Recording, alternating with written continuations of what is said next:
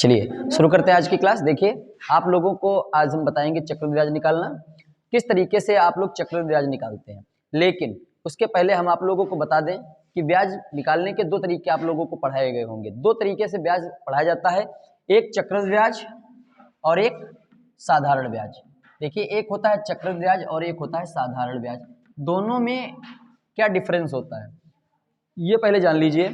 चक्रवृद्धि ब्याज जो होता है वो एक वर्ष के लिए और साधारण ब्याज जो होता है वो भी एक वर्ष के लिए सेम ही रहता है। किसी भी मूलधन पर अगर हम एक वर्ष का चक्रवृद्धि ब्याज या साधारण ब्याज निकाल लें तो सेम ही रहता है।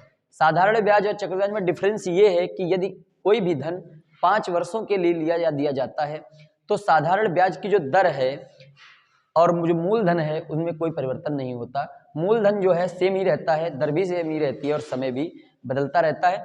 लेकिन चक्रवृद्धि ब्याज में क्या है कि जो मूलधन है वो चेंज हो जाता है। अगली बार जो मिश्र धन है वो नए वर्ष के लिए जो उसका चक्रवृद्धि ब्याज हो जाता है, चक्रवृद्धि मिश्र धन हो जाता है।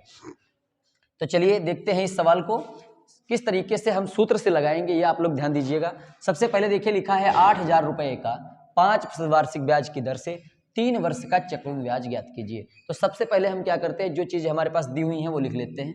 देखिए हमारे पास लिखा है मूलधन बराबर 8,000 रुपए।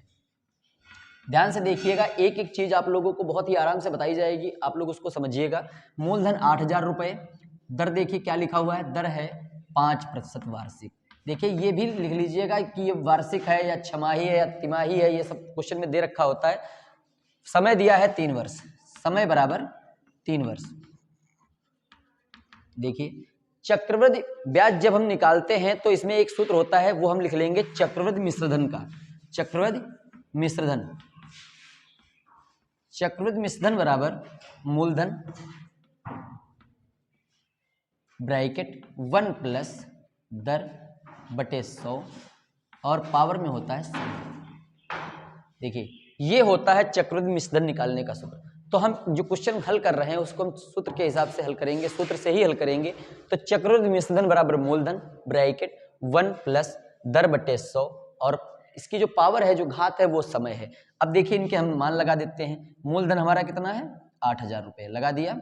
1 प्लस दर कितनी है 5, लगा दी गई 100 और समय देखिए 3 वर्ष दिया हुआ है वो लगा देते हैं। अब इस सवाल को जब हम हल करेंगे तो देखिए इसके दो तरीके हैं, चाहे तो यहाँ पर हम पहले काट दें और चाहे तो गुणा करके काटें। तो चलिए इसको सरल कर लेते हैं। 5 एक कम 5 और 20 बार जाएगा, 20 पंचे 100। अब इसको देखिए हल करेंगे, उतार लीजिए 8,000 ब्रैकेट, इसको गुणा करते हैं 20 एक कम 20, 20 और 1 21, 21 बटे 20 की घात 3। ठीक है, अब जब हम इसको इसके साथ गुणा कराएंगे तो क्या करेंगे, इसे खोल देंगे। किस तरीके से, देखिए 8,000 21 बटे 20 गुणे 21 बटे 20 गुणे 21 बटे 20 गुणे 21 बटे 20। ये समझ में आ गया।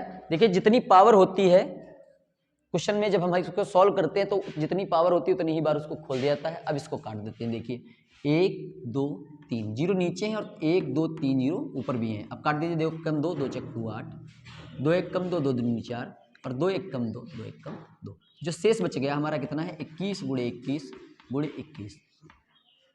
अब गुणा कर देंगे। देखिए तीनों की गुणा अगर हम एक साथ नहीं कर सकते तो किस तरीके से करेंगे, 21 एक कम 21, 21 दूना 42 और 2 44 और गुणा किससे कर देंगे 21 से।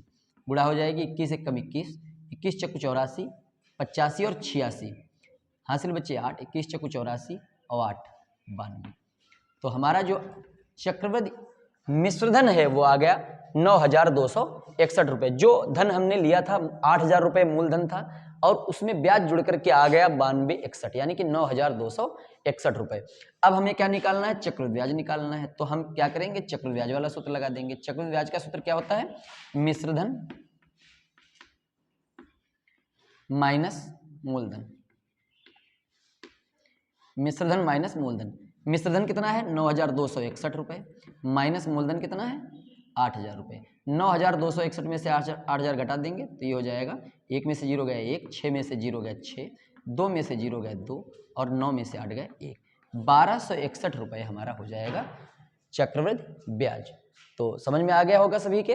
देखिए मैं फिर बता देता हूँ, मूलधन 8,000 रुपए था, दर 5, समय 3 वर्ष। चक्रवृद्धि मिश्रधन बहुत से बच्चों क्या करते हैं, इसको जब लगाते हैं तो उनको ये नहीं मालूम होता है कि ये चक्रवृद्धि मिश्रधन है या चक्रवृद्धि ब्याज है। तो यहाँ पर चक्रवृद्धि मिश्रधन, इसको अंग्रेजी में अगर हम देखेंगे तो अमाउंट कहा जाता है ए। तो ए बराबर P1 प्लस R बटे 100 की पावर n, ये फार्मूला भी आप लगा सकते हैं। तो मान रख कर के काटेंगे तो जो आएगा वो हमारा मिश्रधन होगा। लेकिन अगर हमें ब्याज निकालना है तो डायरेक्टली ब्याज निकाल नहीं सकते जब तक हम चक्रवृद्धि मिश्रधन नहीं निकालेंगे। तो ये है फार्मूला चक्रवृद्धि ब्याज निकालने का। इसी में आप लोगों को बता दें कि कभी कभी अगर आप लोगों के क्वेश्चन में ये लिखा हो कि 8,000 रुपये का 5% वार्षिक ब्याज की दर से 3 वर्ष का चक्रवृद्धि ब्याज की जगह पे लिख दे साधारण ब्याज ज्ञात कीजिए। देखिए बता देते हैं आप लोगों को, ये समझ में आ गया होगा।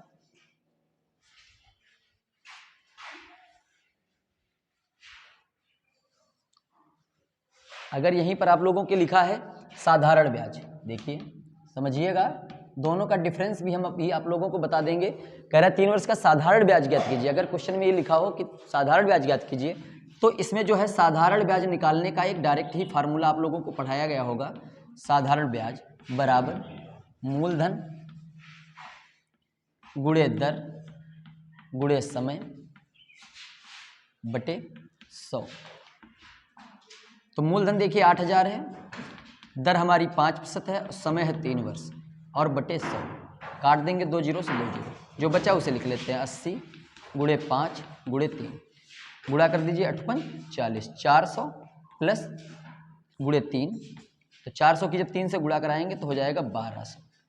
देखिए आ गया हमारा 1200 रुपये। तो इस तरीके से जब हम किसी भी क्वेश्चन को हल करेंगे जिसमें साधारण ब्याज पूछेगा तो उसके लिए यही एक फार्मूला लगाएंगे, साधारण ब्याज बराबर मूलधन गुणे दर गुणे समय बटा 100, और इस तरीके से हल करेंगे तो हमें डायरेक्ट ही साधारण ब्याज पता चल जाएगा। देखिए कभी कभी क्या होता है, एक क्वेश्चन इस तरीके से पूछा जाता है कि तुम्हारे सामने प्रश्न यही लिखा होगा कि 8,000 रुपये का 5% वार्षिक ब्याज की दर से 3 वर्ष का साधारण ब्याज और चक्रवृद्धि ब्याज का अंतर ज्ञात कीजिए।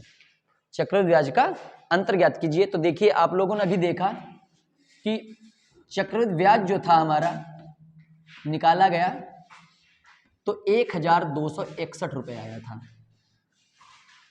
इसी क्वेश्चन में आप लोगों ने देखा था कि चक्रवृद्धि ब्याज 9261, 9,261 रुपये चक्रवृद्धि मिश्रधन में से जब हमने 8,000 रुपये निकाले तो 1,261 रुपये हमें प्राप्त हुए। लेकिन साधारण ब्याज अगर हमने देखा तो 1,200 रुपये आया। तो हम क्या करते हैं, इसका अब अंतर निकालने के लिए कहता है। देखिए दोनों में अब आप लोगों को डिफरेंस पता चल गया होगा कि चक्रवृद्धि ब्याज 1,261 रुपये आया और साधारण ब्याज 1,200 रुपये आया। तो चक्रवृद्धि ब्याज और साधारण ब्याज में यही अंतर है। तो देखेंगे अंतर बराबर चक्रवृद्धि ब्याज माइनस साधारण ब्याज। चक्रवृद्धि ब्याज हमारा 1,261 माइनस साधारण ब्याज आया है 1,200, घटा देंगे तो आ जाएगा 61 रुपये। ये है दोनों का आंसर। अगर आप लोगों को चक्रवृद्धि ब्याज के बारे में बात करता है तो उस तरीके से लगाइएगा, साधारण ब्याज के बारे में बात करता है तो इस तरीके से लगाइएगा, और अगर दोनों के बारे में अंतर की बात करता है तो चक्रवृद्धि ब्याज पहले निकाल लीजिएगा, साधारण ब्याज निकाल लीजिएगा और दोनों का अंतर निकाल दीजिएगा, आप लोगों को अंतर मालूम हो जाएगा। तो इस तरीके से आप लोगों को एक ही क्वेश्चन में, एक ही वीडियो में तीनों क्वेश्चंस बता दिए गए और आप लोग इनको समझिएगा। अगर कहीं पर आप लोगों को दिक्कत होती तो आप लोग कमेंट करके हमें बता भी सकते हैं। अगर चैनल पर आप लोग नए हैं तो आप लोग चैनल को सब्सक्राइब करिएगा और अपना सहयोग दिखाइएगा। तो आज के वीडियो में बस इतना सा ही, मिलेगा अगले वीडियो में।